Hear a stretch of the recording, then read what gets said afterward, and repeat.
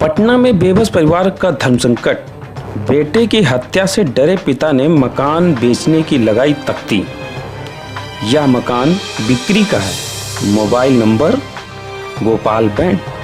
आखिर एक परिवार को ऐसा कौन सा डर है कि उसने लॉकडाउन के बीच में अपनी तमाम यादों से जुड़े मकान को बिक्री करने के लिए तख्ती लगा दी।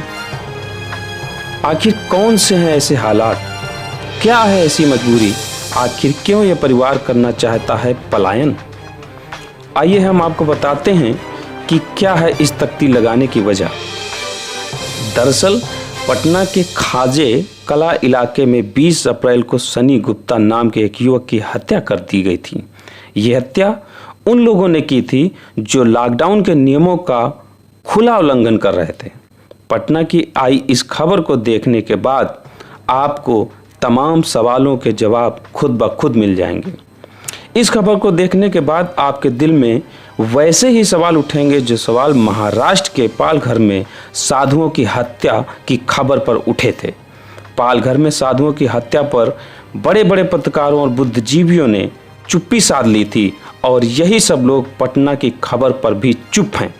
पहले हम आपको पटना की ये पूरी खबर बताते हैं। पटना के खाजे इलाके में 20 अप्रैल को सनी गुप्ता नाम के एक युवक की हत्या कर दी गई थी। ये हत्या उन लोगों ने की थी जो लॉकडाउन के नियमों का खुला उल्लंघन कर रहे थे। हत्या के आरोपी लॉकडाउन को तोड़कर सड़कों पर घूम रहे थे। जब लॉकडाउन का पालन करवाने वाले एनसीसी कैडेट्स ने इन्हें रोका तो ये भागकर सनी गुप्ता के घर में जबरन घुसकर छुप जाते हैं। जब सनी गुप्ता के परिवार ने इन लोगों का विरोध किया और इन्हें घर से बाहर जाने के लिए कहा तो आरोपियों ने घर से बाहर आकर फायरिंग कर दी। इसी फायरिंग में 27 साल के सनी गुप्ता की गोली लगने से मौत हो गई। पुलिस ने हत्या के आरोपी चांद मोहम्मद को गिरफ्तार तो कर लिया, लेकिन सनी गुप्ता के परिवार के लिए मुसीबत कम नहीं हुई। ये परिवार उस इलाके में रहता है जहां मुस्लिम बहुसंख्यक है।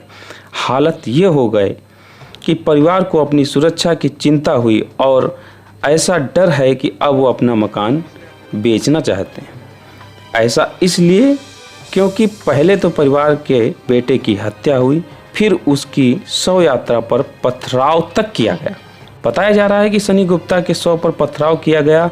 हालांकि जवाब में शव यात्रा में शामिल कुछ लोग भी पथराव करते सुने गए, लेकिन शव यात्रा में शामिल ज़्यादातर लोग सामने से पथराव कर रहे लोगों के हाथ जोड़ रहे थे और उन्हें पथराव करने से मना कर रहे थे। खबरों के अनुसार पुलिस वाले खुद हाथ जोड़ रहे थे और पत्थर फेंकने से मना कर रहे थे। पहली बात यह कि शव यात्रा को अगर पुलिस को सुरक्षा देना पड़े तो आप सोचिए ये अपने आप में कितनी खतरनाक स्थिति है। दूसरी बात ये कि पुलिस वाले खुद लाचार दिख रहे हैं। पुलिस की ऐसी ही लाचारी हमें पालघर की घटना में भी दिखी थी, जब पुलिस इस तरह से इलाके में बेबस थे और फिर आम लोगों का पुलिस पर से कैसे विश्वास बढ़ेगा। लेकिन हैरानी वाली बात यह है कि पुलिस ने उल्टे शव यात्रा में शामिल पीड़ित परिवार के लोगों पर ही लॉकडाउन तोड़ने का मुकदमा दर्ज कर दिया। जब महाराष्ट्र के पालघर में 2 साधुओं और उनके ड्राइवर को पीट कर भीड़ ने मार डाला था, तब मीडिया का एक खास वर्ग और बुद्धिजीवी ये बताने में जुटे थे कि इस घटना को सांप्रदायिक रंग नहीं देना चाहिए। इसके बाद इन लोगों के लिए ये खबर खत्म हो गई थी।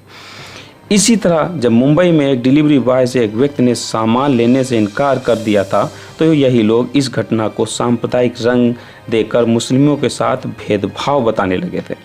आपको ये भी याद होगा कि 101 रिटायर्ड ब्यूरोक्रेट्स ने देश भर के मुख्यमंत्रियों को चिट्ठी लिखी थी और आरोप लगाया था कि देश के कुछ हिस्सों में मुस्लिमों को सताया जा रहा है और उनके साथ भेदभाव हो रहा है। लेकिन इन लोगों के लिए पटना में सनी गुप्ता की हत्या की खबर कोई मायने नहीं रखती।